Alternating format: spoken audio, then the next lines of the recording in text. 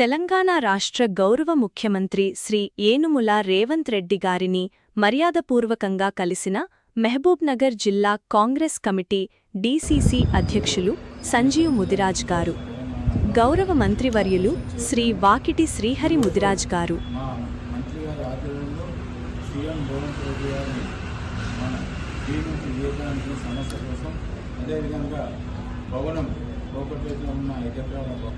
Mudiraj corporation chairman అయినటువంటి బుర్ర గానేశ్వర్ గారి ఆధ్వర్యంలో మంత్రివర్యులు వాకిటి శ్రీహరి గారి నాయకత్వంలో గౌరవ రాష్ట్ర ముఖ్యమంత్రి వర్యులు రేవంత్ రెడ్డి గారిని కలవడం జరిగింది.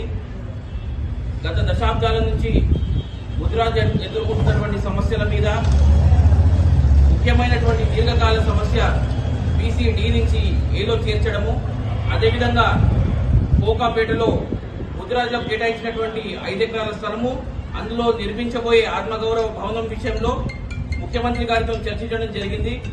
ముఖ్యమంత్రి గారు సానుకూలంగా స్పందిస్తూ వెంటనే ప్రిన్సిపల్ సెక్రటరీ గారైనటువంటి శేషాద్రి గారిని పిలిపించి మరి వారికి తగు సూచనలు చేసి మా అందరితో కూడా చర్చించాలని, ఈ సమస్యకి అతి త్వరలో పరిష్కారం తీసుకురావాలని చెప్పేసి వారిని ఆదేశించడం జరిగింది.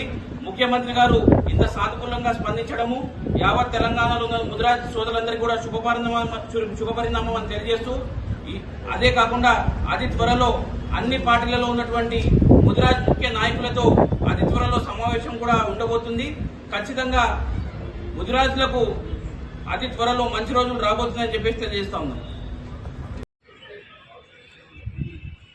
గౌరవ ముఖ్యమంత్రి రేవంత్ రెడ్డి గారి నాయకత్వం ముదిరాజులకు కాంగ్రెస్ పాలనలోనే న్యాయం జరుగుతుందని భావిస్తున్నాం. అఖిలపక్ష సమావేశం ఏర్పాటు చేసుకుని ఈ సమస్యకు త్వరలోనే పరిష్కారం చేస్తారని ముఖ్యమంత్రి గారు చెప్పడం జరిగింది. ఇది చాలా సంతోషమైన విషయం. ఈ సమస్యతోటి మేము అనేక సంవత్సరాల నుంచి పోరాడుతున్నాం. ఈ సమస్య ఒకటి మాకు తెలిస్తే చాలా పెద్ద మేలు జరిగినట్టయితే, మా పిల్లలకు న్యాయం జరుగుతుంది, ముదిరాజులకు పెద్ద న్యాయం చేసినట్టయితే అది కేవలం ఒక రేవంత్ రెడ్డి గారి తోటే సాధ్యం అవుతుందని చెప్పి కూడా మేము అనుకుంటున్నాం.